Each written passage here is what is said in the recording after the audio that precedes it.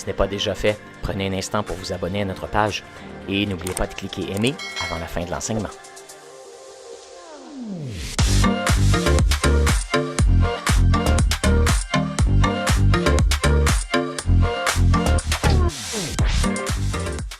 Vous savez, dans les dernières semaines, on a été dans le livre de Galates. Je vous ai ouvert mon cœur un peu alors que j'étais en train de faire des réflexions. Vous savez, chez nous, ma maison, j'ai un problème de moisissure. Ceux qui ne le savent pas, le sous-sol a été totalement défait, tout est arraché.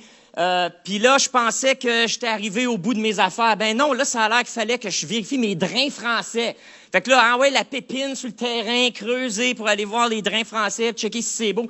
Je pensais que j'étais au bout de mes peines. Non, là, fallait que j'arrache du plancher pour aller voir plus creux que le solage en dessous pour voir s'il y a de l'eau qui se ramasse là puis qui remonte. Écoutez, chez nous, là, c'est un chantier, c'est plate. C'est gossant, c'est pas le fun. J'ai perdu l'utilisation de mon sous-sol. Ma cour arrière a l'air d'un chantier. Le balcon a été défoncé avec des marteaux-piqueurs. Mais j'ai l'impression que c'est ça qui se passe dans ma vie ces temps-ci aussi. Puis vous en avez été un peu témoin avec certains des sermons que j'ai faits où je pose des questions. C'est comme si je pense à voix haute avec vous autres puis je vous invite un peu dans mes réflexions. Puis la première de ma série sur Galates qu'on a vu, la première chose, c'est qu'on a vu l'importance de mourir à soi-même et de se donner à Jésus, puis de laisser Jésus être notre Seigneur. Ensuite de ça, on a exploré cette idée de laisser le monde derrière nous et se séparer du monde. On a expliqué c'est quoi le monde, et puis on s'est dit on peut pas être avec Jésus et dans la culture du royaume et dans la culture du monde, en même temps, adopter les cultures du monde. Il faut choisir. C'est pas toujours facile, puis je vous ai invité là-dedans, dans ma réflexion, mon tiraillement aussi à ce sujet-là. Ensuite de ça, la semaine passée, on a parlé de la chair. Un vieux mot que la Bible Louis II utilise, la chair, les choses charnelles. Et on a vu ensemble que la chair, c'est quoi? C'est cette partie de notre être qui est notre corps, bien sûr, donc la chair qu'on a, mais c'est notre cerveau, c'est nos pensées, c'est nos idées, c'est nos sentiments, c'est notre volonté. Et tout ça, c'est la chair. Et lorsqu'on est sauvé, Jésus vient ranimer notre esprit qui est endormi. Il vient mettre son esprit en nous aussi. Puis là, maintenant, on doit apprendre à vivre à partir de l'esprit et dominer la chair et dompter la chair, pour que la chair s'aligne avec les principes du royaume de Dieu. Et donc, c'est ce qu'on a exploré ensemble. Mais je vous ai dit la semaine passée qu'aujourd'hui, on allait parler d'un sujet important parce que qu'est-ce qu'on fait lorsque on est mort à nous-mêmes, qu'on a donné notre vie à Jésus, qu'on a renoncé au monde et à la culture du monde et aux pensées du monde, et lorsque on fait tout en notre pouvoir pour dompter la chair, assujettir, crucifier la chair pour ne pas pécher, mais on veut vivre dans la pureté, l'intégrité, la sainteté. Mais on essaie de tout faire ça, puis on n'est pas capable. Qu'est-ce qu'on fait quand on a encore des habitudes on n'est pas capable de se débarrasser, des pensées qui nous envahissent, des dépendances qu'on n'est pas capable de briser? Qu'est-ce qu'on fait? Lorsqu'on a tout essayé, on a prié, on a jeûné, on a cherché la face de Dieu, on a mémorisé la Bible entière. Puis encore, on est pogné. Puis il y a des choses qu'on n'est pas capable de se débarrasser, des habitudes qu'on n'est pas capable de briser, des péchés qu'on ne peut pas s'empêcher de commettre. Puis on peut peut-être être bon pendant quelques jours, certains pendant des fois quelques semaines. D'autres entre nous, on a réussi même à avoir quelques mois de répit où on a dompté la chair, on a dominé la chair. Et puis, il arrive quelqu'un qui, à un moment donné, on brise, on rechute, on tombe. C'était pas parti. On pensait qu'on l'avait, mais c'était pas parti. Pourquoi? Pourquoi, quand la Bible dit qu'on est appelé à la liberté, quand Jésus, on a tout ce qu'il faut, qu'on a la pensée de Christ en nous, qu'on a le Saint-Esprit en nous, qu'on est connecté direct sur le ciel, qu'est-ce qu'on fait? Comment ça se fait qu'on pêche encore? qu'il y a des choses qu'on n'est pas capable de dominer. Pourquoi?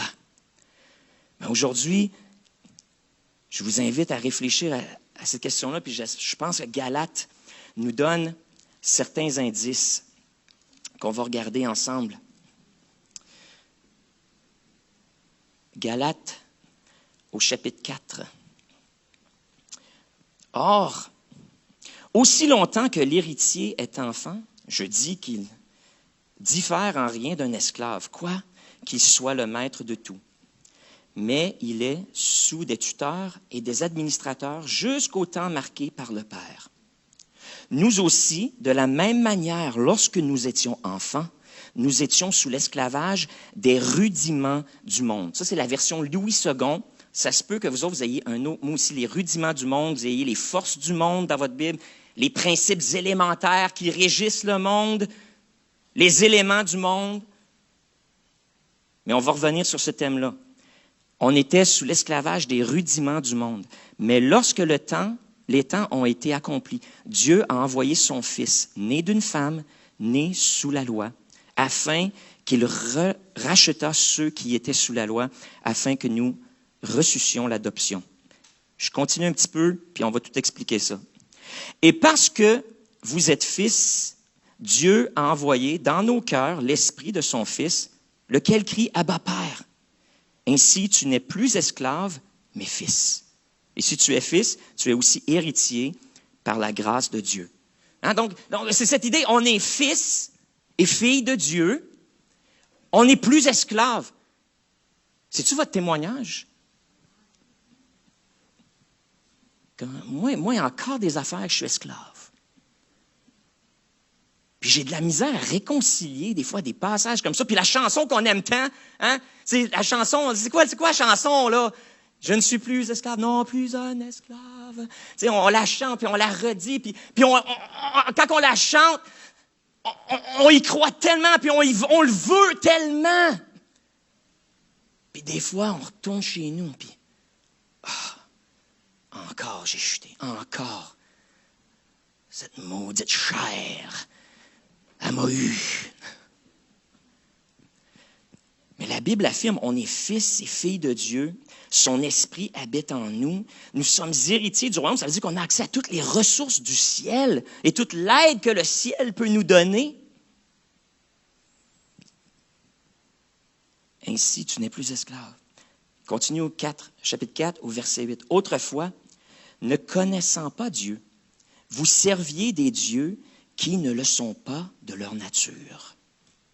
Mais à présent que vous avez connu Dieu, ou plutôt que vous avez été connus de Dieu, comment retourneriez-vous à ces faibles et pauvres rudiments auxquels de nouveau vous voulez vous asservir encore?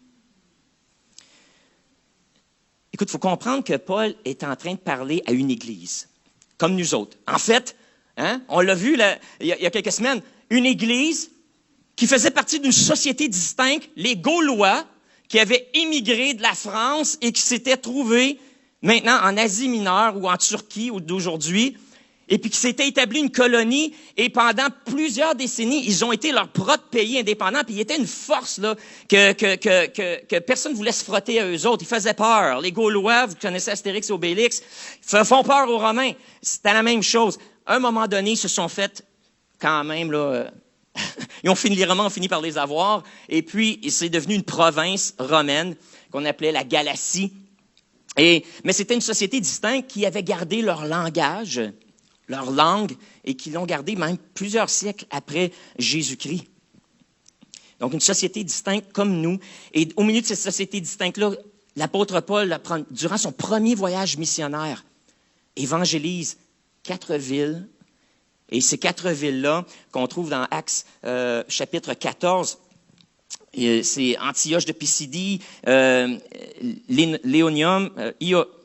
Ionium, Lystre et Derbe. Et puis, vous pouvez lire les histoires. Donc, Paul fonde ces églises-là, se promène, puis il revient, puis là, il établit même des pasteurs. C'est à ces églises-là qu'il écrit. Vous voyez comment que les livres de la Bible sont connectés, là. Fait que, allez lire Acte 14, ça va vous donner un peu de contexte sur l'évangélisation puis comment ces églises-là sont nées. Paul écrit à une église comme ça, dans une société distincte, comme nous.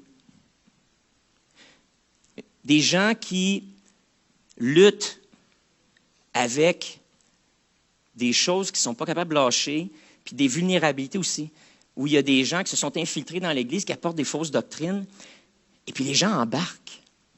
Les gens embarquent, ils se laissent séduire par des faux frères.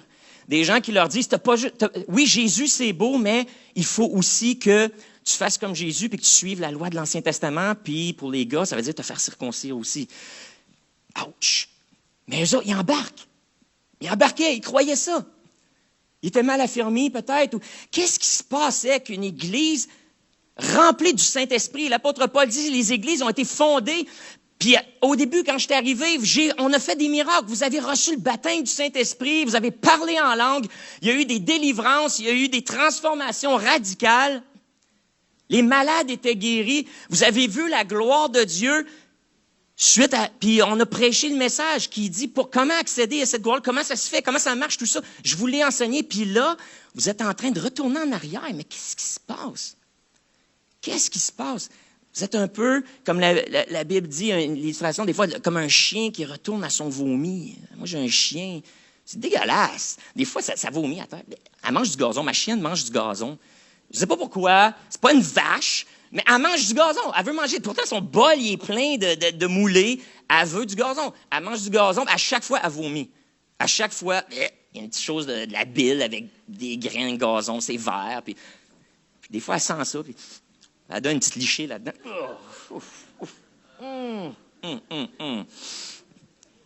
Écoute, c'est un peu ça qui se passe avec l'Église de Galate. Les églises de la Galatie, c'est qu'ils ont connu le salut, ils ont connu la puissance de Dieu, ils ont été libérés de les fausses religions, leurs traditions religieuses, et puis maintenant, c'est comme s'ils sont en train d'échanger les rituels et les traditions religieuses païennes pour les traditions puis les rituels juifs. Puis Paul dit, mais qu'est-ce que vous faites là? Vous n'avez pas besoin. Mais ça, c'est une bonne nouvelle. Tu n'as pas besoin de te faire circoncire. Mais ça, c'est une super bonne nouvelle. Mais il y en a qui voulaient vraiment, ça a l'air, ils voulaient vraiment passer au bistouri parce que Paul écrit, puis il est en beau fusil en leur écrivant. Mais qu'est-ce qui fait que des gens chrétiens qui sont nés nouveaux, qui ont le Saint-Esprit, se font attirer par des fausses doctrines, se laissent séduire par des faux messages, se laissent séduire par des faux apôtres qui viennent dans l'Église puis qui se disent remplis du Saint-Esprit, puis qui font des œuvres extraordinaires. Puis pourtant, c'est des émissaires de Satan. Comment ça se fait? Comment ça se fait, moi qui est rempli du Saint-Esprit, je peux pécher encore? Quand la Bible dit, il me semble, quand on est sauvé, on ne pêche plus. Je pense que ce mot-là, les éléments du monde, les forces du monde, les principes élémentaires qui régissent le monde, nous apporte une réponse. Je vous explique pourquoi. Paul dit ici, vous avez connu Dieu, le vrai Dieu, vous êtes devenus ses enfants, ses héritiers. Et ce qui s'est passé dans ce moment-là, c'est que vous avez été transférés dans un nouveau royaume. Un nouveau royaume, le royaume de Dieu. Et vous vous êtes détachés des choses élémentaires de ce monde. Les choses élémentaires de ce monde, en grec, ça peut vouloir dire les éléments fondateurs. Dans l'époque pré-scientifique, là, on s'entend, là, c'était avant l'ère scientifique. Donc, on croyait que le monde était composé de, c'est quoi, 4 éléments, le feu, l'air, l'eau et la terre. Donc, parfois, ça fait référence à ça, ce mot-là, élément. D'autres fois, ça fait référence à des traditions comme des traditions religieuses, des traditions philosophiques, c'est-à-dire les fondements de la pensée humaine, les concepts de base qui guident et qui gèrent la vie humaine et la pensée humaine, la manière qu'on fonctionne et qu'on opère. Mais il y a une troisième définition de ce mot-là, ou de cette expression-là, les rudiments du monde que la Louis II utilise, c'est que ça fait référence à des êtres spirituels, des entités spirituelles qui gouvernent la terre et qui sont derrière, justement, toutes les pensées philosophiques et les pensées religieuses que les humains adoptent. Et que ces choses-là sont inspirées par des esprits,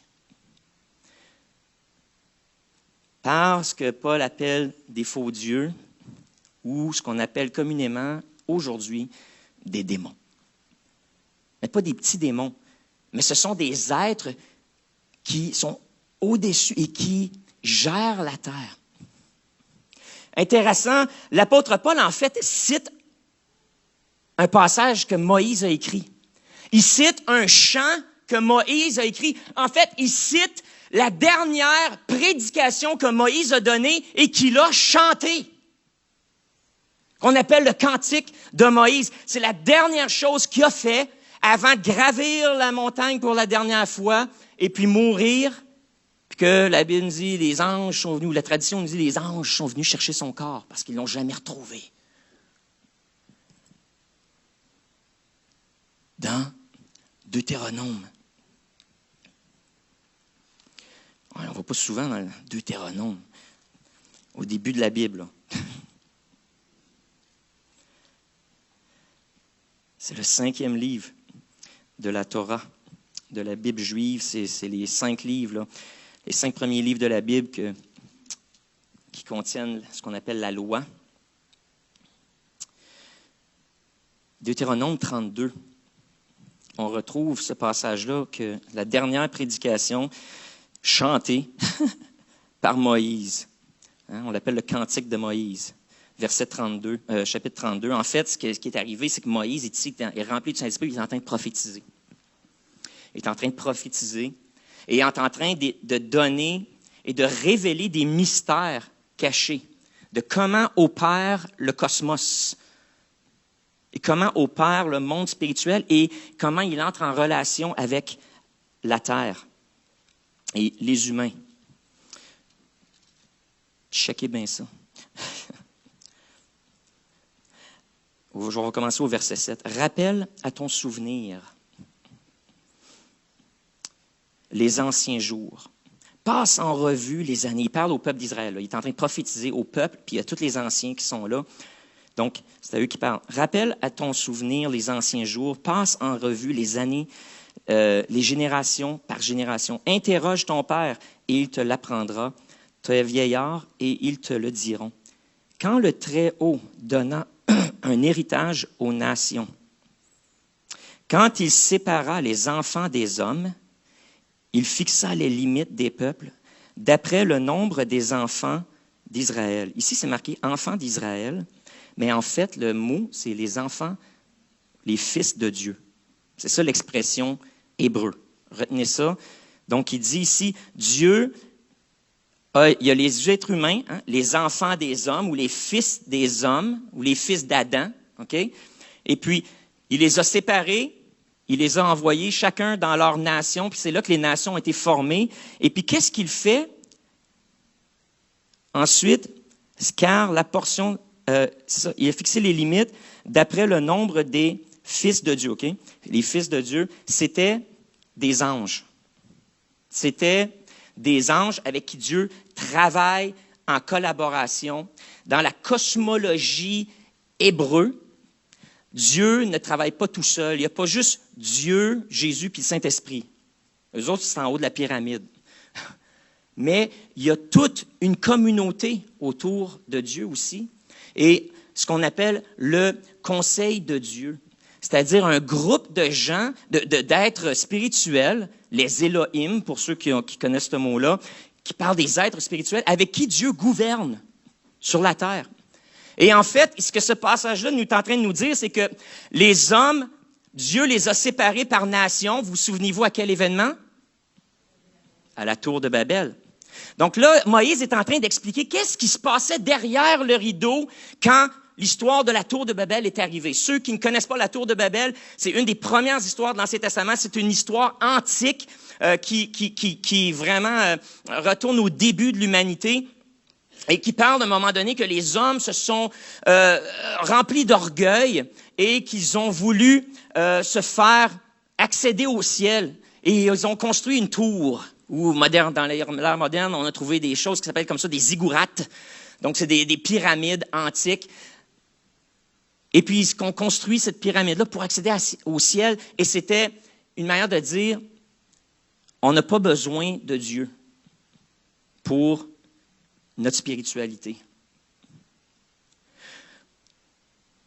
Ils ont voulu faire leur propre affaire plutôt que de continuer d'écouter Dieu. Et ça dit que Dieu dit, bon, mais je vais enlever mon esprit. Et ce que Dieu a fait, tout le monde parlait la même langue et il a donné des nouvelles langues à tout le monde. Il les a mélangées.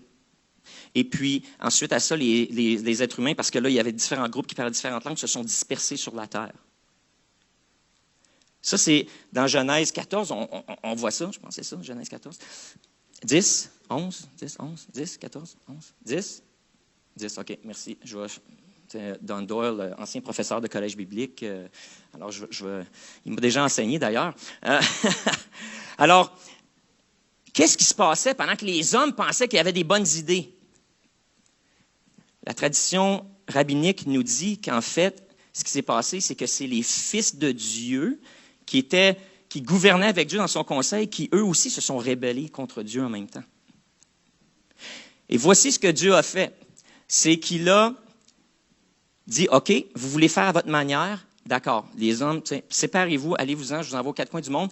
Puis, ce qu'il a fait ici, puisque c'est ce que Moïse nous révèle, c'est Dieu a assigné des êtres spirituels pour gouverner sur les hommes. Donc, il y a eu une mutinerie dans le monde spirituel. Ça n'a pas impressionné Dieu, fait que Dieu dit, OK, les hommes, vous voulez faire ce que vous voulez, inspirés par des démons ou des êtres spirituels rebelles. Oui, merci. Alors, ce qu'il a fait, c'est qu'il a dit, OK, faites ce que vous voulez. Tiens, je vous dis, toi, prends cette nation-là, toi, tu prends cette nation-là, toi, tu prends cette nation-là, toi, tu prends cette nation-là. Ce n'est pas la fin de l'histoire. Regardez bien ce que Dieu a fait. OK? Donc, quand le Très-Haut donna en héritage, il sépara les enfants des hommes et il fixa les limites des peuples d'après le nombre des fils de Dieu, qui étaient des êtres spirituels. Car la portion de l'Éternel, c'est son peuple. Jacob est la part de son héritage. Et voici ce que Dieu a fait. Il a séparé toutes les nations, mais il a dit, moi, je vais faire quelque chose. Je vais me garder une nation à moi. Et je vais être, moi, l'autorité suprême sur cette nation-là. Je ne la partage pas avec d'autres dieux, puis il n'y a personne qui va toucher. Je vais susciter un nouveau peuple. C'est là que Dieu s'est choisi un homme, Abraham, un homme qui était intègre, et Dieu l'a appelé, il s'est révélé à lui. Ça nous dit qu'Abraham parlait avec Dieu comme avec un ami. Et puis de là, Dieu a fait une promesse, je vais susciter de toi un peuple. Mais sa femme était stérile. Et puis là, le miracle a pris place, alors qu'il avait 99 ans, puis sa femme était stérile, elle était aussi vieille que lui. Ils ont eu un enfant miracle, qui allait devenir ensuite le deuxième de cette génération-là, qui ensuite, lui, aurait des enfants. Et c'est devenu la nation juive qu'on connaît aujourd'hui et qui existe encore. La main de Dieu est sur ce peuple-là. C'est un des peuples les plus antiques qui a continué à travers l'histoire et qui a gardé son identité. La plupart des peuples anciens sont tous, c'est des nations éteintes, là, des royaumes éteints. Il y en a juste une qui demeure encore, qui date là, de 1000 ans avant Jésus-Christ. C'est la nation juive. Parce que Dieu, lorsqu'il a séparé les nations et qu'il leur a assigné des petits dieux ou des êtres spirituels, il a dit, moi, je m'en garde une. Pourquoi je parle de ça? Regardez bien, on continue, on va arriver au passage qui est cité par Paul. Donc, dans une solitude, on va sauter au verset 17. En fait, non, au verset 15. Et là, au verset 15, Moïse prédit que le peuple juif va se détourner de Dieu. Israël est devenu gras. Et il a régimbé, ou il a résisté, ou il est devenu rebelle. Tu es devenu gras, épais et replet. Vous pouvez donner le sens que vous voulez à épais. Je suis certain que ça marche de toutes les manières. Donc, le peuple est devenu épais. Quand Dieu parle, des fois, hein, il ne mange pas ses mots. Il a abandonné Dieu, son Créateur. Il a méprisé le rocher de son salut. Ils ont excité sa jalousie par des dieux étrangers. Et ils l'ont irrité par des abominations. Ils ont sacrifié à des idoles qui ne sont pas Dieu, à des dieux qu'ils ne connaissent point. Ils sont nouveaux, venus depuis peu, et que vos pères n'avaient pas craint. Tu as abandonné le rocher qui t'a fait naître, et tu as oublié le Dieu qui t'a engendré. Vous comprenez pourquoi Dieu a dit « je t'ai engendré » ? Parce que la nation est venue d'un homme puis d'un couple stérile. Donc Dieu vraiment a fait naître la nation d'Israël, puis se l'est gardée pour lui, parmi toutes les autres nations qui avaient été déléguées, si on peut dire, ou que Dieu avait dit « je vous livre à vous-même, faites ce que vous voulez ». C'est comme ça que toutes les religions ont commencé dans le monde. Puis toutes les traditions ont commencé dans le monde.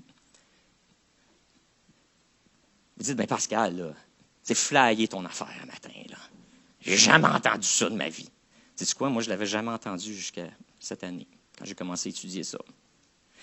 J'avais jamais fait ça. Parce que ma Bible, Louis II, elle parle, les gens qui ont traduit ça, n'avaient pas la même notion des choses spirituelles et certainement n'étaient pas charismatiques. Ils n'avaient pas été remplis du Saint-Esprit de la même manière parce que pour eux, ces choses-là, c'était trop flyé. Et donc, au lieu de traduire la Bible littéralement comme Dieu a délégué ou séparé les hommes entre les fils de Dieu, ses fils, eux autres, ils ont mis Israël parce qu'Israël est souvent considéré comme le fils de Dieu.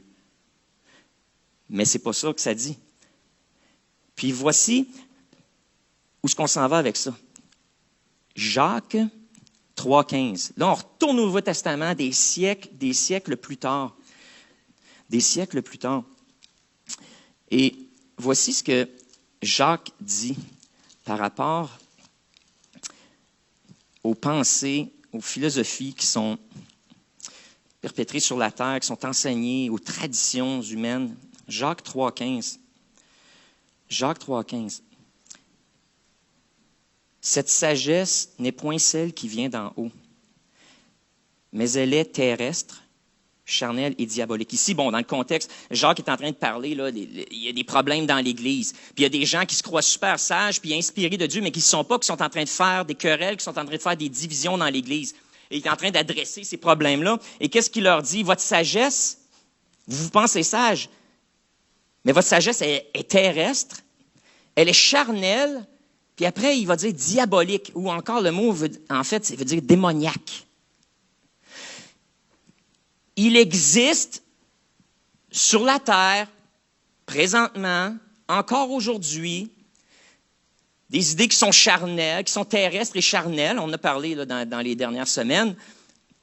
Mais c'est quoi la source de ça? Ce n'est pas la terre, mais c'est le monde spirituel qui gouverne la terre. Par en arrière, sans qu'on le sache.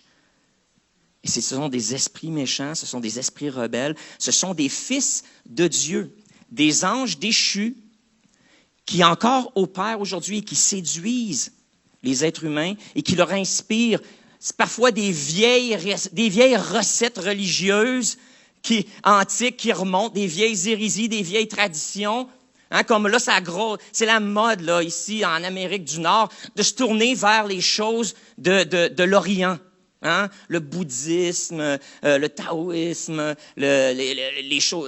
l'hindouisme et toutes ces traditions-là. Là, on incorpore ça maintenant dans notre médecine. Puis toutes ces choses-là, c'est des traditions religieuses, des méthodes de médecine alternative qu'on appelle, mais qui ont des racines religieuses et qui ont été inspirées par ces êtres qui gouvernent les nations qui ne sont pas la nation de Dieu. C'est pas juste des idées que quelqu'un a eues un matin, puis je me dis, je vais essayer ça. Puis ça. Non. Ça a été inspiré par des démons. Et voilà que Jacques dit, il y en a de vous autres, là, vous êtes en train de tomber puis d'être inspirés. Vous êtes dans l'Église, vous êtes en train d'être inspirés par des démons. Et Paul, dans Galates, est en train de dire la même chose. Comment ça se fait que vous avez quitté et laissé, vous avez été arrachés même de ces forces spirituelles qui gouvernent le monde pour être amenés dans le royaume de Dieu et commencer à penser comme Dieu et à connaître le vrai Dieu. Et puis là, chrétiens, vous êtes en train de vous laisser séduire encore par ces forces spirituelles qui gouvernent le monde. Les principes élémentaires qui gouvernent le cosmos. Chrétiens, il y a une leçon pour nous. C'est qu'on est vulnérable. On est vulnérable. Et ces esprits-là anciens, ces esprits-là, parce que nous, en tout cas, je ne sais pas votre lignée de sang, là, mais je n'ai pas fait de grosses recherches là, de mon ADN là, pour connaître d'où je viens, puis le mélange, le mix que j'ai. Là, mais je sais que en France, en Bretagne, quelque part, les bergerons sortent de là. Après ça, avant ça, je ne sais pas si j'ai pas été plus loin que ça. Mais bon, j'ai pas, à ce que je sache, de sang juif ou hébreu en moi. En fait, c'est ça. Mes ancêtres étaient catholiques. Mais parlons-en un peu du catholicisme, qui a commencé, en fait, la première église, hein, l'Église universelle, c'est ce que ça veut dire, catholique, universelle. Ça commence, on aimait Jésus. Hein? C'était l'Église du Nouveau Testament. Mais qu'est-ce qui s'est passé? C'est qu'à un moment donné, au cours des siècles, les dieux qui gouvernaient, ou les faux dieux, là, on s'entend, là, Dieu avec un petit D, ou les êtres spirituels qui gouvernaient les nations, qui ont été évangélisés et qui se sont fait voler leurs adeptes, se sont fait voler leur système, se sont volé la vedette. Parce que là, les chrétiens arrêtaient de sacrifier aux idoles. Et puis l'Empire romain, comme vous le savez, a été bouleversé par le christianisme au point où c'est devenu la culture dominante, l'influence dominante. Mais les dieux qui se sont fait voler la vedette n'étaient pas contents, ils ont réessayé. Puis qu'est-ce qui est arrivé? C'est comme ça que, dans la tradition, soudainement, on a commencé à réintégrer des éléments de la tradition romaine ou grecque et de la cosmologie grecque dans le christianisme. Puis c'est là qu'on est arrivé avec la Sainte Vierge, qui faisait référence à une déesse grecque et romaine. On est arrivé avec les saints, le culte des saints. On a commencé à prier les saints. Pourtant, la Bible est claire. Quand tu meurs, tu t'en vas au ciel. Il y a un seul médiateur entre Dieu et les hommes. Écoute, c'est noir sur blanc. Comment ça se fait qu'on s'est trouvé d'autres médiateurs?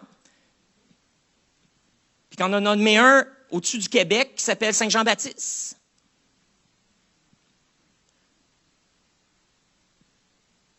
Ça se peut-tu que Saint Jean-Baptiste, ça soit le nouveau nom, un nom chrétien pour un des fils de Dieu à qui les nations du monde, une des nations du monde a été assignée, puis qui nous a suivis de l'Europe jusqu'ici, puis que peut-être il y a encore une influence.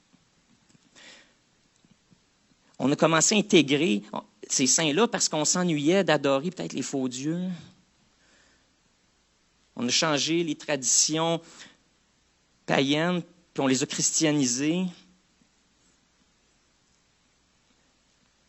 Puis là, on a commencé à mélanger les affaires, faire du syncrétisme.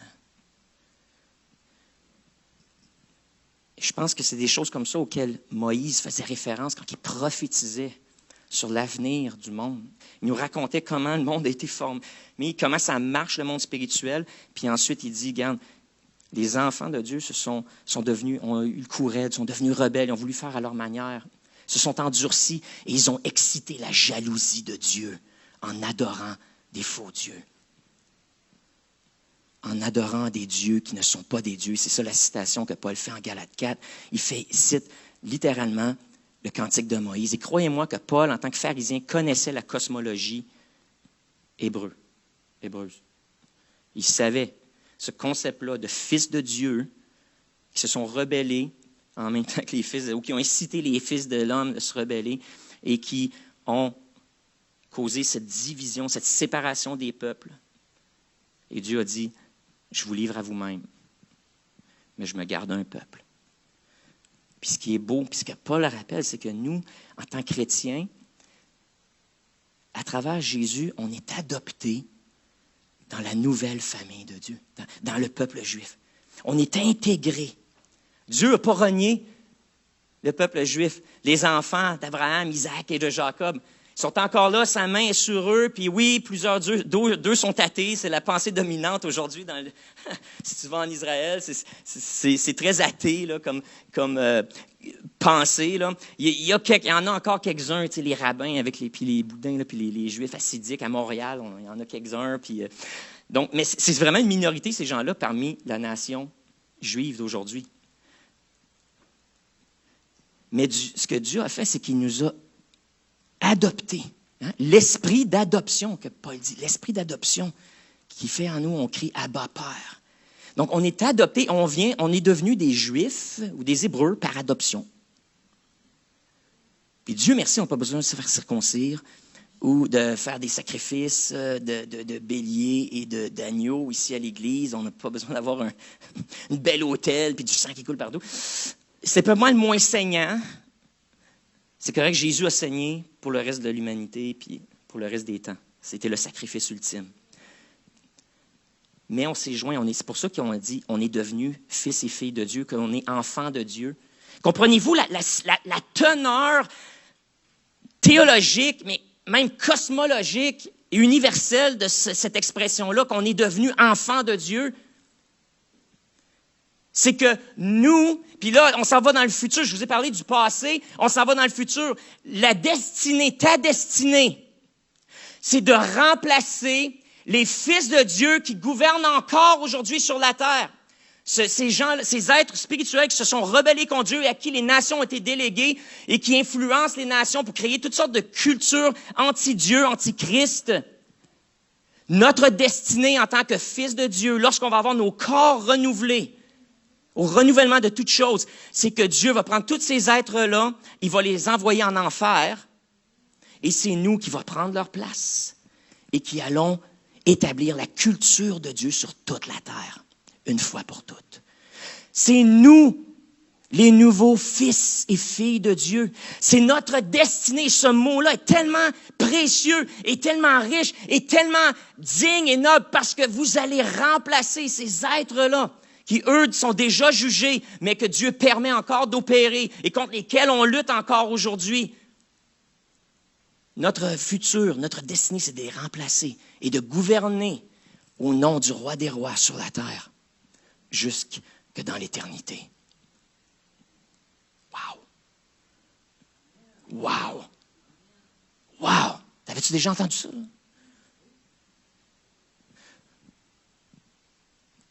Notre vie là, est tellement plus précieuse. Puis ta destinée est tellement plus importante que tu le penses. Mais pourquoi qu'on lutte encore? Pourquoi c'est si dur? Pourquoi des fois je ne me sens pas un avec Dieu? Parce que comme les Galates, comme l'Église à qui Jacques écrit, comme Paul écrit à Timothée, qui est pasteur de l'Église d'Éphèse, et il lui dit, attention Timothée, dans les derniers temps, va venir des gens. Il y aura des esprits séducteurs. Il y aura des doctrines de démons qui vont influencer l'Église. Des esprits séducteurs. On ne parle pas des êtres humains, on parle des esprits, des démons qui vont venir et leur seul objectif, c'est de séduire les chrétiens et de les éloigner de Dieu, d'interférer avec le royaume de Dieu, la manifestation de Dieu dans leur vie, de créer des entraves et des embûches et des garder esclaves, puis de les ramener aux anciennes affaires. Il va y avoir des esprits séducteurs qui vont s'infiltrer dans l'Église et il y aura des doctrines, non pas d'êtres humains qui ont des idées flyées, non, des doctrines littéralement inspirées par des démons. Et une de celles-là contre laquelle Paul lutte, c'est cette idée qu'il faut pratiquer la loi juive encore aujourd'hui. Comment ça se manifeste aujourd'hui? Je parlais à quelqu'un il n'y a pas trop longtemps qui disait, Pascal, j'ai arrêté de manger certaines affaires, je mange plus de porc, puis je mange plus telle chose, puis je suis la diète de l'Ancien Testament. Puis pour eux, c'est une manière de connecter avec Dieu, puis de plaire à Dieu, puis tout ça. Puis Paul dit, si Paul était là, il dirait, pauvre toi, pourquoi tu manges pas de bacon? Mange du bacon! Mange-en, sers-toi-en, c'est correct, c'est béni. C'est béni. Si tu le bénis, si tu pries avant de manger, puis tu le bénis, c'est bon. Tout ce que Dieu a créé est bon, est béni. Des fois, on essaie dans notre piété de vouloir commencer à faire des choses pour plaire à Dieu. Puis Paul, ici, luttait contre ça. Puis il dit, arrêtez d'essayer de penser que c'est par vos œuvres, vos bonnes actions, votre piété que vous allez vous mériter la faveur de Dieu. Dieu vous a fait des miracles parmi vous. Vous n'étiez même pas sauvés encore. Comment, à plus forte raison, maintenant que vous êtes sauvés, sa grâce est encore plus abondante envers vous. Vous êtes libres de ces choses-là. Donc, échangez pas vos vieilles traditions pour des traditions que nous-mêmes, les Juifs, moi-même, Paul, un pharisien, j'ai abandonné ces choses-là parce qu'ils sont totalement inutiles quand ça vient à la foi. Parce que mon salut, c'est en Jésus que je l'ai. Ça, c'était la réalité de l'Église de Galate, c'était le défi, c'était l'esprit séducteur qui était là, qui s'était manifesté dans un homme, parce qu'à un moment donné, dans la lettre, Paul dit que celui qui cause du trouble parmi vous, là, soit maudit. Soit maudit. Et même, il ira plus loin. Il va dire, il veut circoncire les autres, devrait se faire castrer. Aïe, aïe, aïe! Paul, tu ne mangeais pas tes mots. C'était une de ses premières lettres en passant.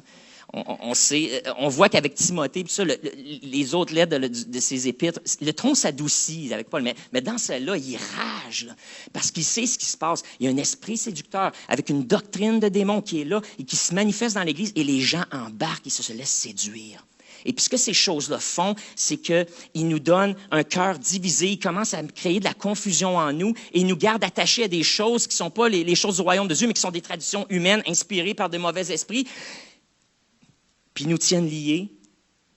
Puis ça commence, ce qui a bien commencé lorsqu'on a été sauvés, on était libérés, transformés, notre vie a changé, on était au ciel. Puis petit à petit, il y a encore des vestiges parfois de notre ancienne vie ou des influences culturelles qui sont là, qui nous influencent et qui interfèrent avec l'onction que Jésus t'a donnée.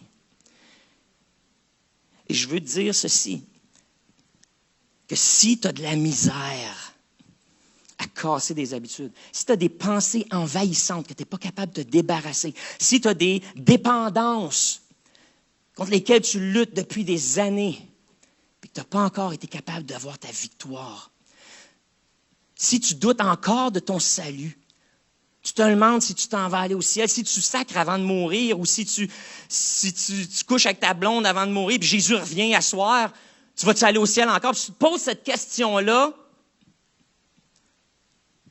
c'est parce que il y a quelqu'un d'autre en dedans de toi qui te souffle les réponses.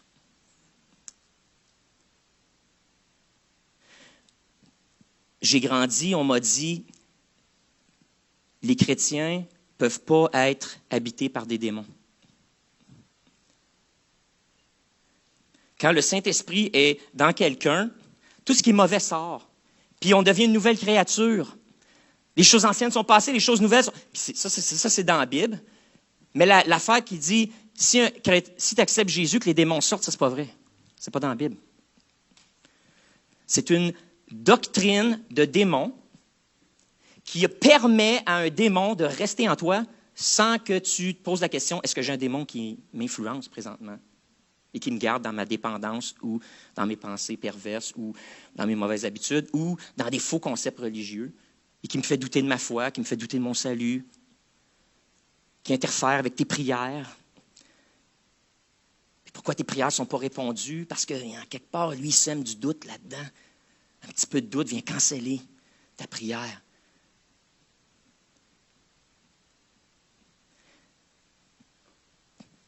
Ma doctrine, elle a changé quand il y a un démon qui a parlé à travers ma bouche à l'âge de 40 ans, pendant que je priais avec des amis.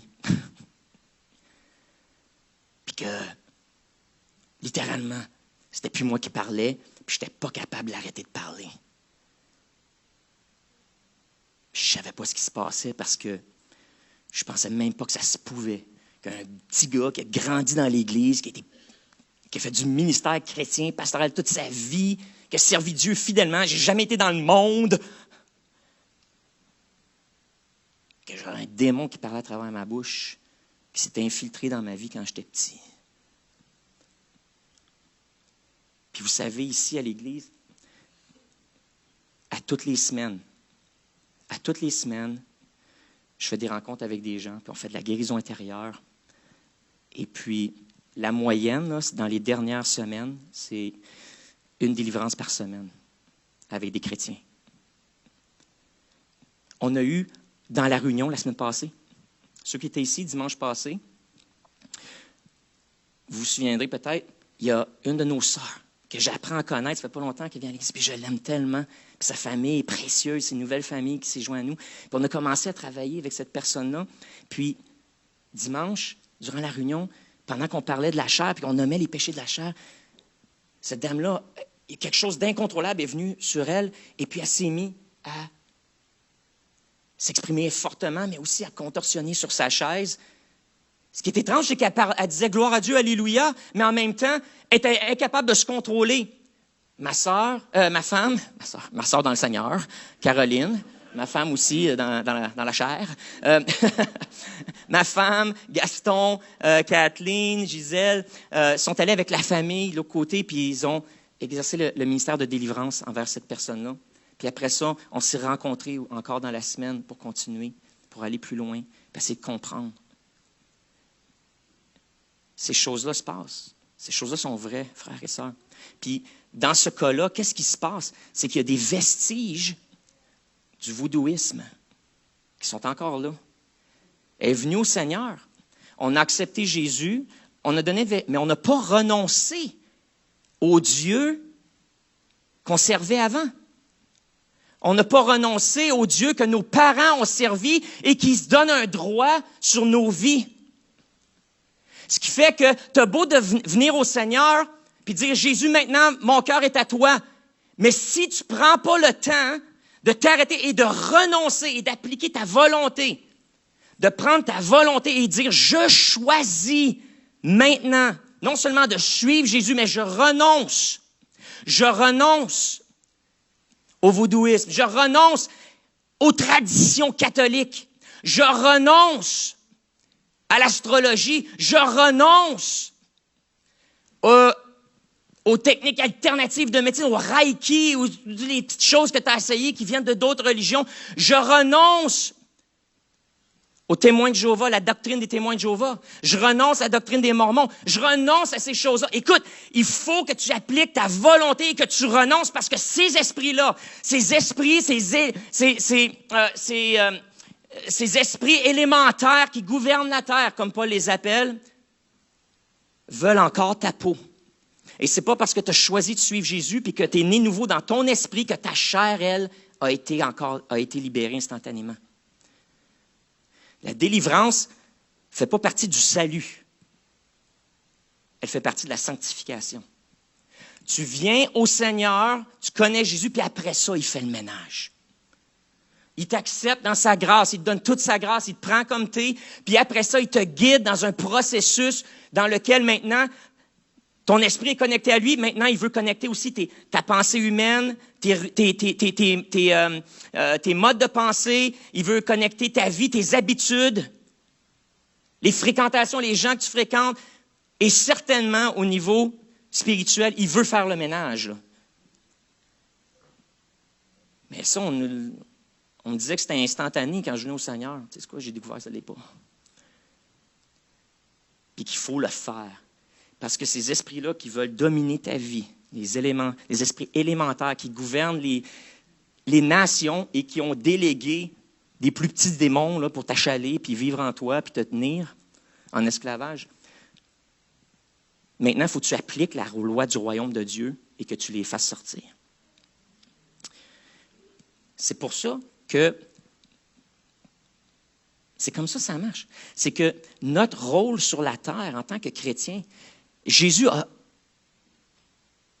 cancellé le pouvoir des démons. Ça ne veut pas dire qu'ils n'agissent plus. Ça veut dire que maintenant, avec l'autorité de Jésus, tu as le droit de les stopper, puis tu as le droit de les éjecter, et tu as le droit de les neutraliser. Ta job, maintenant, c'est comme un peu comme une police ou l'armée qui débarque quelque part, et c'est d'amener les règles du royaume de Dieu dans la réalité dans laquelle tu vis, dans la réalité des gens autour de toi et de ta communauté. Ils opèrent encore selon les rudiments de ce monde et les esprits qui dominent le monde. Notre job, c'est de dire, mais moi, en tant que représentant du royaume de Dieu, j'ai une autorité supérieure à la tienne et maintenant, je prends contrôle de cet environnement en commençant par ma propre vie, puis je fais le ménage et puis je renonce à des choses parce que tant que je les renonce pas, comme j'ai dit, on reste liés. Ils partiront pas, les autres, parce que tu as invité Jésus, là. Non, il va falloir que tu les forces à sortir. Il va falloir que tu les chasses. Pourquoi on appelle ça chasser un démon? Parce qu'il ne veut pas partir. Ils ne partiront pas tant que tu ne prends pas autorité et que tu les chasses, tu les forces à sortir par l'autorité et la puissance du royaume de Dieu. Et une fois que toi, tu as fait un peu de ménage, tu peux prendre aussi autorité dans ta maison. Commencer à apporter la sanctification dans la maison, puis commencer à nettoyer la maison, ton foyer, ta famille, travailler avec tes enfants, puis les guider dans la sanctification, puis dans la libération. Après ça, ça peut être dans ton milieu de travail. Est-ce que quand tu rentres au travail, tu prends possession de ce territoire-là, puis dire, bon, mais je suis l'enfant de Dieu, je représente Dieu ici. Fait que je vais m'assurer que mon témoignage est bon, que je suis une lumière, puis maintenant, je vais partager l'amour de Dieu, puis quand il y a de la magouille, là, tu prends-tu autorité? La magouille, les rivalités entre les employés, les syndicats contre le patronat, puis le patronat qui est méchant, mais des fois les syndicats qui ambitionnent, je ne sais pas c'est quoi le contexte dans ta shop ou ce que tu es. Des fois c'est un, des fois c'est l'autre, parce qu'ils sont encore gouvernés, un et l'autre sont gouvernés par des esprits élémentaires qui gèrent le monde. Puis ils sont des marionnettes entre les mains de ces esprits-là. Donc, toi, quand tu rentres à la shop, il y a des conflits d'employés, il y a des conflits de patrons, il y a des conflits. Est-ce que toi, tu te mets à prier, puis à intercéder, puis à prendre autorité, puis dire non? Puis est-ce que tu te présentes comme candidat? Est-ce que tu te présentes pour faire partie du syndicat, sur le comité? T'embarques-tu sur le comité? T'es-tu sur l'équipe peut-être de travail? Peut-être un comité consultatif que le boss a mis en place pour essayer d'apporter des solutions. Fais-tu partie de ces choses? Es-tu présent là où les décideurs se rassemblent pour apporter le royaume de Dieu? Est-ce que je peux te dire que le diable ne veut pas que tu sois présent? Fait que lui, il va te faire peur. Puis il va te dire, t'as pas d'affaire là. Ou il va te dire, il faut que tu te sépares du monde. Il faut que tu te sépares du monde. Embarque pas dans ces affaires-là. Mange tout seul à la cafétéria. Mélange-toi pas aux autres parce que c'est dangereux. Ils vont te contaminer. Tu vas pécher, tu vas tomber. Tu vas tomber. C'est parce que si tu penses comme ça, c'est le diable qui t'inspire parce que tu n'as pas compris encore que tu es un enfant de Dieu, puis c'est toi, quand tu rentres quelque part, tu es l'influence dominante. Tu n'as pas encore pris ta place. Mais si tu n'es pas capable de prendre ta place, ça se peut, peut-être. C'est peut-être ta personnalité, tu es gêné, puis timide, ou tu n'as peut-être même pas ça, être vu. C'est correct, il y a des éléments de personnalité, mais ça se peut aussi peut-être qu'il y a un démon qui connaît ton potentiel, puis qui t'intimide. Si tu as des habitudes que tu n'es pas capable de briser, puis tu as le Saint-Esprit, puis tu as renoncé au monde, tu as renoncé à la chair, puis tu as avancé à tous les appels, puis tu as crucifié ta chair. On le fait encore durant la conférence en fin de semaine. Ça a fini avec, justement, on apportait à Dieu nos fardeaux, on apportait à Dieu nos péchés, puis ces choses-là desquelles on veut se libérer, puis on les a mis à la croix, sur une croix. Mais si ça fait 50 fois que tu fais ça, tu es encore pogné, mais là, à un moment donné, il faut que tu arrêtes de faire la même chose. Il y a peut-être une solution que tu n'as pas explorée, puis c'est peut-être la délivrance, la solution. Parce qu'il n'y a pas... Si c'est de la délivrance que tu as besoin, il n'y a rien d'autre qui va marcher. Tu vas juste réussir peut-être à dompter tes démons. Ça, on entend ça dans notre culture, hein? Dompter les démons. Il y a des chansons à propos de ça, il y a des livres là-dessus. C'est devenu une expression populaire, une métaphore. C'est devenu une métaphore pour exprimer comment on doit, avec de la volonté, on peut réussir à surmonter n'importe quel obstacle dans nos vies. C'est vrai que par défaut et par dessein de Dieu, ta volonté devrait être plus forte que celle d'un démon. Ça, c'est sûr. Et c'est pour ça qu'on réussit avec les 12 étapes et différents programmes de dompter ces mauvaises habitudes-là, dompter les démons, parce qu'on réussit à fortifier notre volonté assez pour contrôler, mais on n'est jamais libre.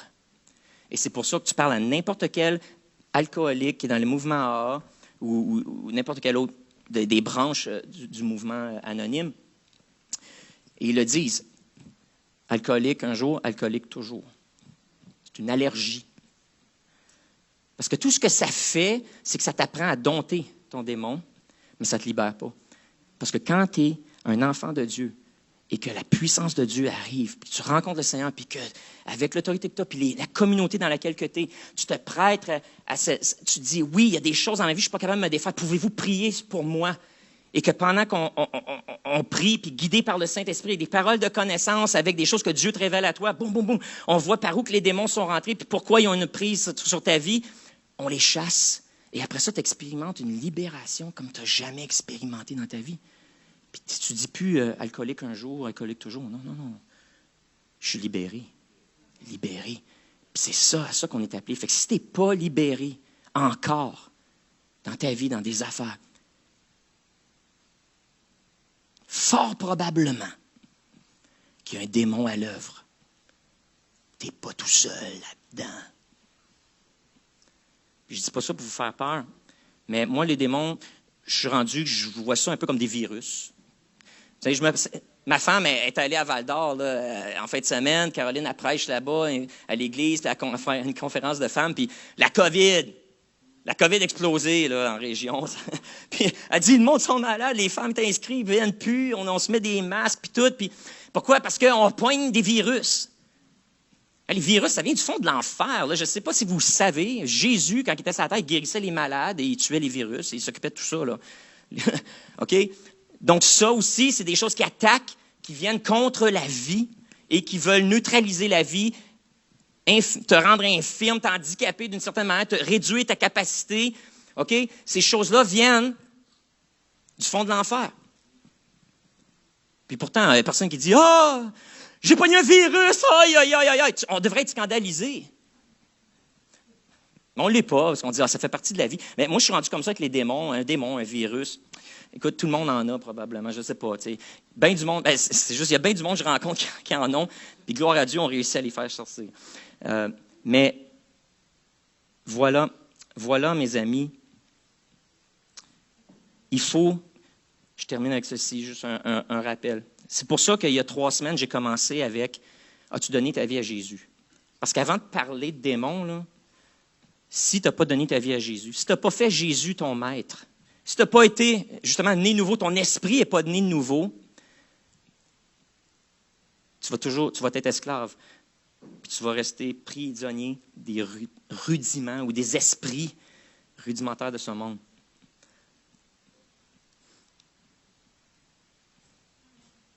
Il faut que tu donnes ta vie à Jésus. C'est la première solution. Si aujourd'hui tu es ici, puis c'est la première fois que tu entends tout ça, je suis comme, wow. Mais tu dis, oui, c'est vrai, moi j'ai des affaires dans ma vie, je ne suis pas encore libre.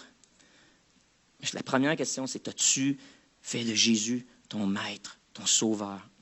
Es-tu venu à lui? Tu as-tu demandé, je ne veux plus faire ce que je veux, mais je veux faire ce que toi tu veux? Ça, c'est la première chose. Deuxième chose, c'est, tu dois comprendre qu'il y a 2 cultures qui s'affrontent et que une, c'est la culture dominante. Là, aujourd'hui, je n'avais pas parlé la dernière fois, mais aujourd'hui, je le dis, vous savez maintenant que dans la culture dominante, il y a des esprits qui dominent là-dessus et qui inspirent tout ça. Les tendances, le transgenrisme qu'on voit, l'homosexualité, l'avortement. OK, toutes ces affaires-là, là, ça vient du fond de l'enfer. C'est inspiré par des démons, ça. Puis ils capturent les gens. Puis il ne faut pas essayer d'excuser ces choses-là, mais il faut aimer les gens. Peut-être aujourd'hui, tu es ici, puis tu luttes avec ton identité de genre. Peut-être tu es ici, il n'y a personne qui le sait, puis tu as des attirances vers des gens du même sexe que toi. Je veux dire que Jésus t'aime. Je veux dire que Jésus t'aime de tout son cœur. Je veux dire que l'Église ici, c'est pour toi. Je veux dire que tu es à ta place, puis tu es ici, puis c'est comme ça que tu te sens. que si tu luttes avec, à savoir, je suis un gars, un homme, une femme, c'est correct. Tu as le droit de lutter. Puis tu as le droit de te poser ces questions-là. Puis ici, c'est une bonne place pour te les poser puis explorer. Puis aujourd'hui, peut-être que tu as entendu quelque chose qui est vraiment radicalement différent de ce que tu entends ailleurs. Parce que, vous savez, dans le monde, ces choses-là, c'est des démons qui suscitent ces pensées-là dans quelqu'un. C'est ce tiraillement, cette confusion. C'est des démons qui suscitent cette confusion-là. Mais ce n'est pas dans le monde qui est dominé par les démons qui vont dire que c'est un démon. On s'entend-tu? Il y a juste une place qui va te dire que tu peux être libéré de ça. Puis que tu n'as pas besoin d'être. Tu n'as pas besoin d'essayer de te convaincre que tu es comme ça ou de l'accepter pour arrêter. Mais qu'il y a une réponse. Puis que si aujourd'hui, tu es confus face à ces choses-là et que tu cherches une solution parce que tu ne veux pas être comme ça, viens nous voir. On va parler, on va explorer, on va prier ensemble. On va identifier la source. Et puis, Christ va répondre à ta prière et te libérer. Mais il ne faut pas accepter la culture dominante puis essayer de faire comme les bains des églises qui sont devenus à la mode puis qui ont les petits arcs-en-ciel sur leur porte pour dire « Hey, notre prêtre aussi, lui, il est homosexuel. C'est correct.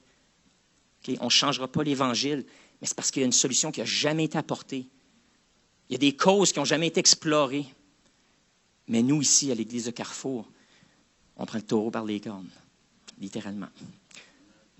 Donc, il ne faut pas accepter le monde. Fait qu'il faut que tu acceptes l'Évangile, la culture du royaume, puis tu dis « OK, je m'aligne avec ça. » Ensuite de ça, il faut que tu renonces à ta chair, tu crucifies ta chair, puis tu dis « OK, ce n'est pas mes impulsions qui vont me guider, ce n'est pas mes pensées envahissantes qui vont me guider, mais c'est la parole de Dieu. » Et puis, je vais me laisser guider par le Saint-Esprit, même si ça ne fait pas l'affaire, même s'il y a un tiraillement en moi, je choisis, là, tu appliques ta volonté à dire, je m'aligne avec la parole de Dieu, je m'aligne avec les choses de l'Esprit, plutôt qu'avec les choses de la chair, ou les tendances, ou les pulsions et les confusions de la chair. Je m'aligne, puis là, il faut que tu fasses ce choix-là. Puis là, une fois que tu as fait ce choix-là, après ça, s'il n'y a pas de transformation, si tu es encore pogné, mais là, il faut explorer plus loin. Il faut peut-être faire un processus de délivrance. Puis ce matin, je vais vous inviter juste à fermer vos yeux. Puis je vais vous guider dans une prière, en terminant, de renonciation. Puis on fait ça en délivrance. Comme j'ai dit tantôt, des fois on vient au Seigneur, mais on a oublié de dire aux démons qu'on servait avant, ou aux faux dieux qu'on servait avant, qu'on ne veut plus les servir. Et donc, eux sont encore là, puis ils sont frustrés contre toi, parce que tu as mis Jésus sur un piédestal, mais ils sont encore là, fait que ce qu'ils font, c'est qu'ils sabotent ta vie chrétienne par en arrière. Il faut que tu le dises avec la même manière que pour être sauvé, il faut que tu confesses Jésus pour être sauvé. OK? Hein? Il faut que tu confesses, il faut que tu le dises, il faut que tu mettes toute ta volonté, ton désir, il faut que tu le confesses, Jésus, que Jésus est sauveur pour être sauvé.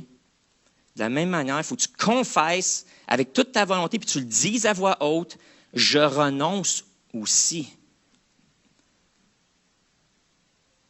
aux dieux que je servais avant. Je renonce aux esprits que je servais avant, aux esprits qui ont une influence sur moi. Je renonce à la religion que j'avais avant. Je renonce aux traditions que j'avais avant. Je renonce à l'occultisme. Peut-être même tu as juste été visiter une de ces églises-là où tu as eu des gens, peut-être tu t'es fait lire les lignes de la main. Juste une fois, quelqu'un a un job pour rire. Essaye-les. Quand tu fais ça, tu fais une transaction avec un démon. C'est pas des jokes. Ces choses-là sont inspirées et gouvernées par les esprits des forces surnaturelles de ce monde qui gardent le monde esclave. C'est jamais gratuit quand tu fais une transaction avec le diable. Et pour s'en défaire, gloire à Dieu, c'est facile. Il faut que tu le dises et que tu veuilles t'en débarrasser, mais que tu reconnaisses que c'est mal. Fait que je vous guide. Pendant que je parlais, je suis certain qu'il y a des choses qui ont remonté. Le Saint-Esprit a fait sa job pendant que je faisais la mienne. Puis, c'est peut-être venu à ta conscience que ouais, j'ai pratiqué j'étais dans telle religion ou j'ai fait partie de tel groupe spirituel, je me suis adonné à telles pratiques occultes, ou c'est dans ma famille. Ou peut-être c'est la tradition justement catholique, puis tu sais, une des raisons quand tu es venu au Seigneur, tu aurais dit « Hey, j'ai plus besoin de prier tous les saints, j'ai juste à prier Jésus. » Mais as-tu renoncé à tous les saints que tu as priés dans le passé? As-tu brisé, cancellé les transactions spirituelles que tu as faites avec ces démons-là? Ou tu penses que c'est juste oublié parce que toi, tu l'as oublié? Eux autres, les démons n'oublient jamais une transaction. Ils reviennent toujours pour cacher leur chèque. Il faut que tu le dises. Je cancelle ces prières-là. J'applique le sang de Jésus. J'annule ce que j'ai dit et je te demande pardon. Donc, voici la première étape quand pour briser cette alliance-là avec les esprits qui dominent dans ta vie. La première chose, c'est de confesser. Quand tu viens conscient que tu as brisé les principes du royaume de Dieu, que tu as marché selon la chair ou selon d'autres spiritualités, il faut que tu dises, Seigneur Jésus, je te demande pardon.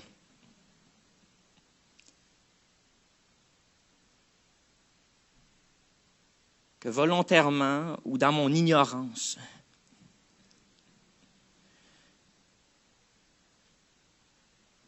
j'ai créé des alliances avec les forces des ténèbres. Et puis là, nommer cette transaction-là que vous avez faite. Je te demande pardon d'avoir prié les saints. Je te demande pardon d'avoir pratiqué les sciences occultes. Je te demande pardon d'avoir cru à l'horoscope, d'avoir mis ma confiance là-dedans. Je te demande pardon, Seigneur, d'avoir fréquenté des églises qui ne sont pas chrétiennes. Je te demande pardon d'avoir mélangé des traditions païennes, des traditions du monde avec ma pratique chrétienne. Peu importe ce que le Saint-Esprit te fait remonter maintenant. Je te demande pardon, j'ai été voir un médium. Je te demande pardon.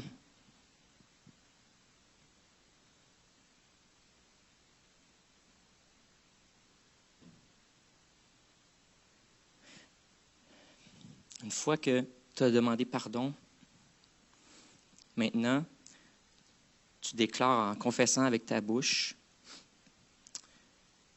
aujourd'hui,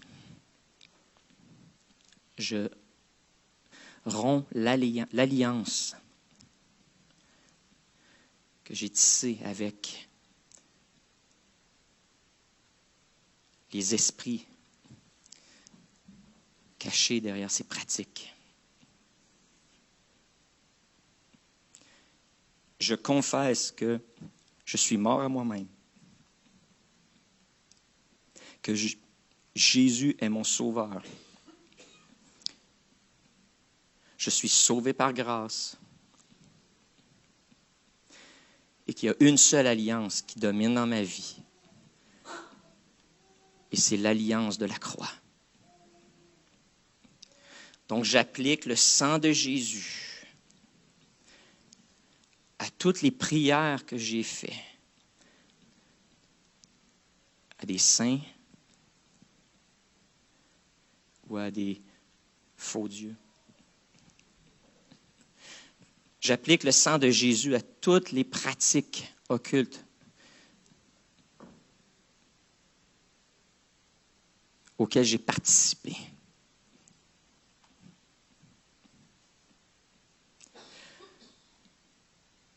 J'applique le sang de Jésus sur toutes les conversations que j'ai eues avec des esprits séducteurs.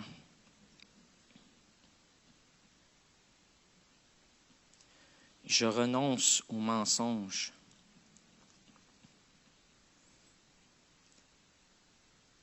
Et à ces pratiques.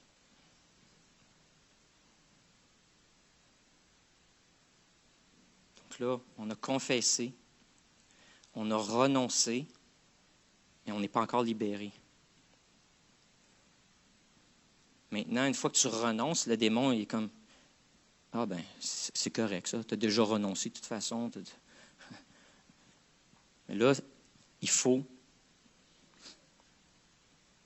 rejeter. Donc,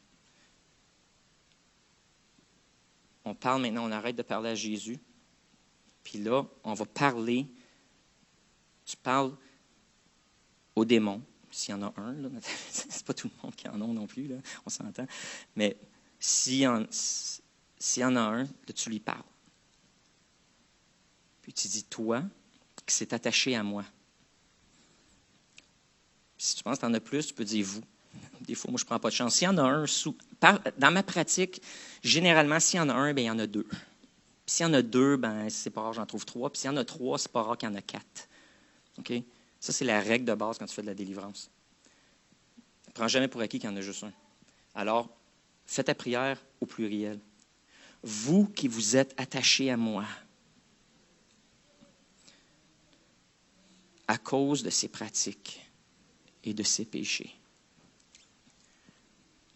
je vous commande de me quitter au nom de Jésus.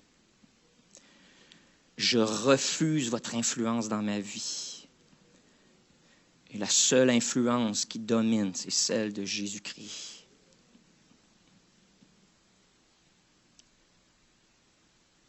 Sortez. Alléluia. Quitte.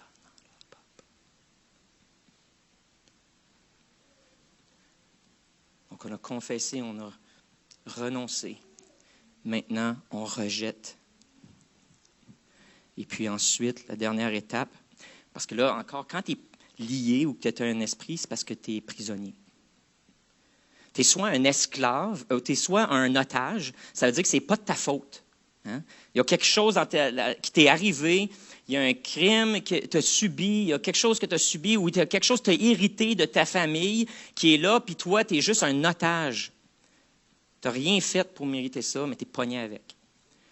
Ça, c'est le premier type de personne qui est liée. Le deuxième type de personne qui est liée, c'est le prisonnier. C'est la personne qui a reçu ce qu'il mérite. C'est-à-dire qu'ils ont fait quelque chose, puis là, ils ont créé une alliance avec l'ennemi, puis l'ennemi est là. Donc, il y a un péché que tu as pratiqué qui a ouvert une porte, il y a quelque chose avec lequel tu as fait du Ouija quand tu étais petit, puis tu as fait une alliance. C'est là. Tu es prisonnier. Que tu sois prisonnier ou otage, tu es dans un cachot, mais ta volonté, elle est libre. Maintenant, c'est dans la présence des saints. Puis le ministère de délivrance a été donné à l'Église pour, justement, libérer les prisonniers. Il y a beaucoup de chrétiens qui sont prisonniers, puis tu sais, si tu as compris ce que je disais aujourd'hui, où tu te sens, oui, c'est vrai, Pascal, il y a des choses dans ma vie, on dirait que dans des dimensions de ma vie, je suis lié, bâillonné, je suis pogné, je suis attaché, je suis enchaîné. C'est comme ça que tu te sens. Ça te prend des frères et des sœurs. Et puis là, c'est la partie où ce que souvent les gens hésitent. Ils sont capables de confesser à Jésus en secret.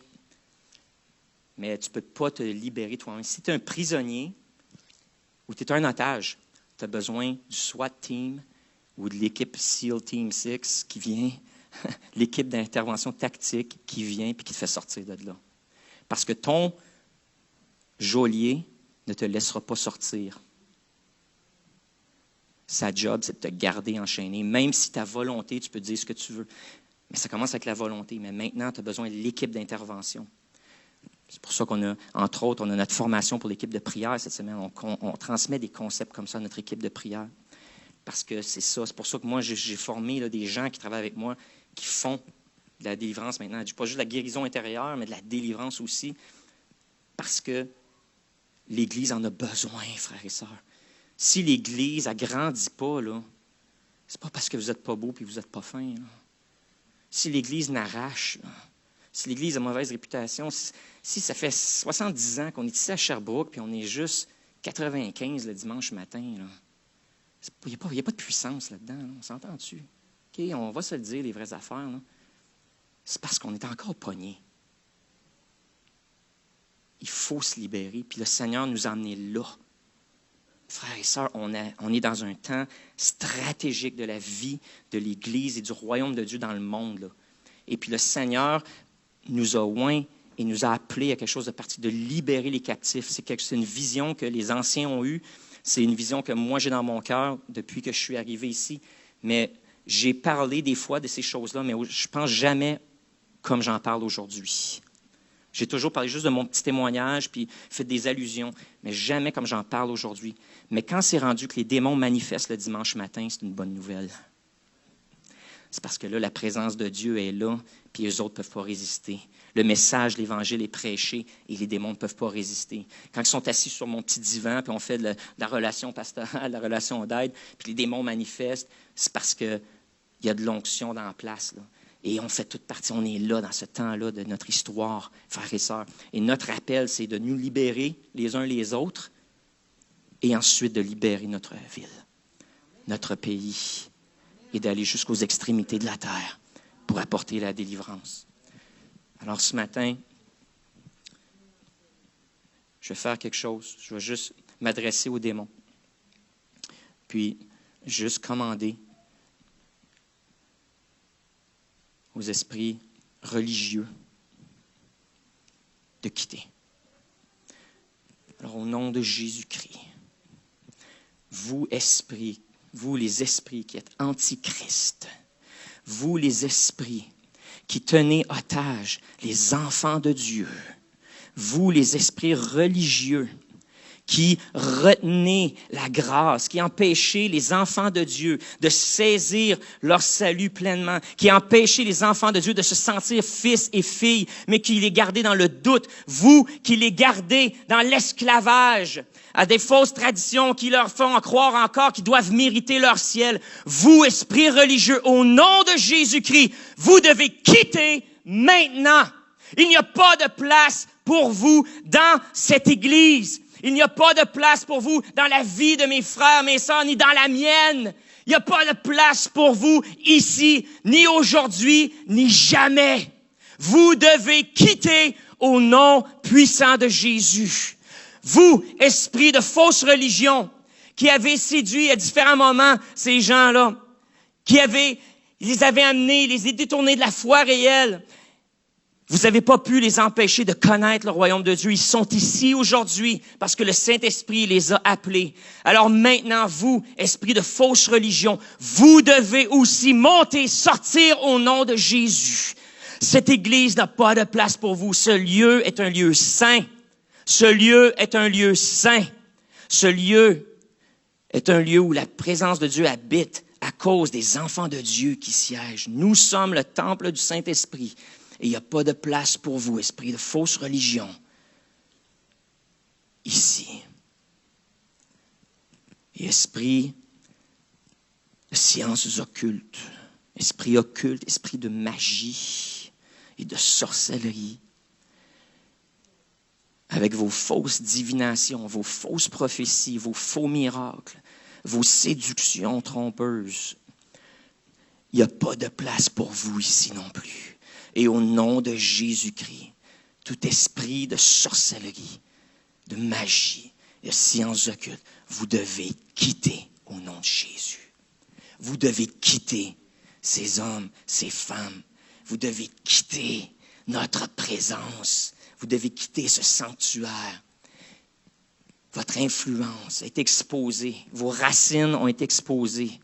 Votre domination est exposée. Et vous sortez au nom de Jésus. Vous sortez au nom de Jésus. Alléluia. Gloire à toi, Jésus. Je te remercie pour ta parole qui est vraie. Je te remercie pour ces mystères du monde spirituel que tu as révélés, que tu as choisi de nous révéler à nous, comme tu l'as fait à Moïse, comme tu l'as fait à travers Jésus aux 12 apôtres, comme tu l'as fait, Seigneur, à travers les siècles. Maintenant, c'est à notre tour d'être récipiendaires de ces mystères que tu élucides pour nous et que tu révèles les rouages de l'univers dans lequel on vit. Et tu exposes tes ennemis afin que nous puissions saisir notre destinée et s'élever par ta grâce et par ton pouvoir, ton autorité.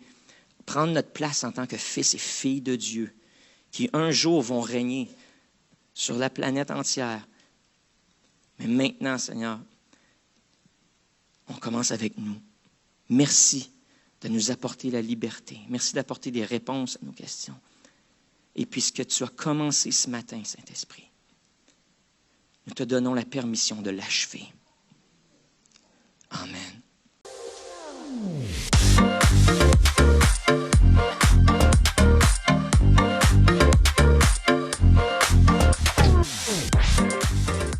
Si ce n'est pas déjà fait, prenez un instant pour vous abonner à notre page et n'oubliez pas de cliquer « Aimer » avant la fin de l'enseignement.